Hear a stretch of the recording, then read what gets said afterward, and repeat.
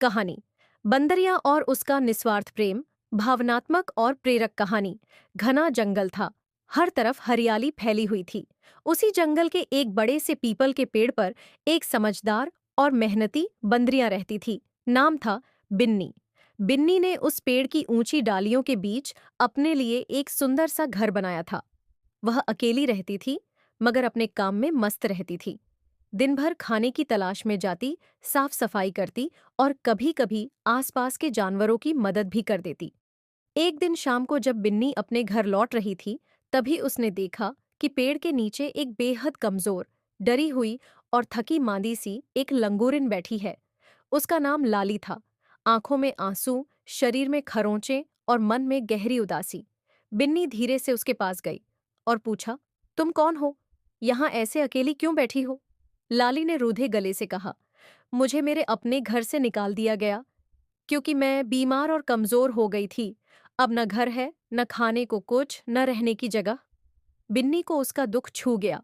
उसने बिना कुछ सोचे कहा, चलो मेरे साथ, मेरे पास घर है। हम मिलकर खाएंगे, मिलकर रहेंगे। लाली की आंखों में पहली बार उम्मीद की चमक दिखी। अब दोनों एक साथ रहने लगीं। बिन्नी ने लाली को दवा दिलवाई, प्यार दिया और आत्मसम्मान लौटाया।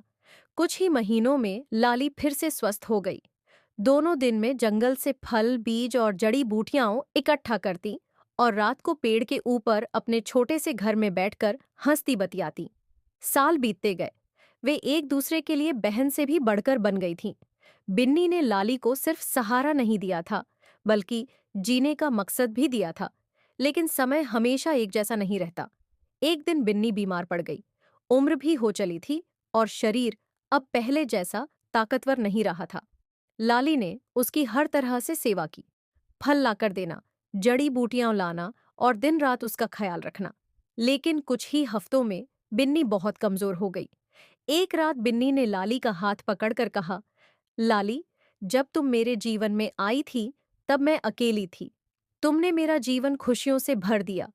अब जब मैं चली जाऊं, तो इस घर को संभालना और किसी और बेसहारा को वही प्यार देना जो मैंने तुम्हें दिया था। लाली रोती रही, लेकिन बिन्नी मुस्कुराते हुए दुनिया छोड़ गई। पूरे जंगल में उदासी छा गई, लेकिन लाली ने उसकी आखिरी बात को आत्मा में बसा लिया। अब लाली उसी पेड़ पर रहती है।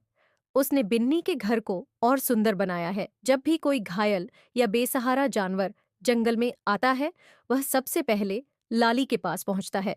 लाली अब बंदरिया बिन्नी का घर नाम से जाना जाने वाला वह आश्रय स्थल चलाती है, जहां हर किसी को प्यार, सुरक्षा और सम्मान मिलता है। बिन्नी अब नहीं है, लेकिन उसकी आत्मा हर उस प्राणी में जिंदा है जिसे लाली ने अपनाया।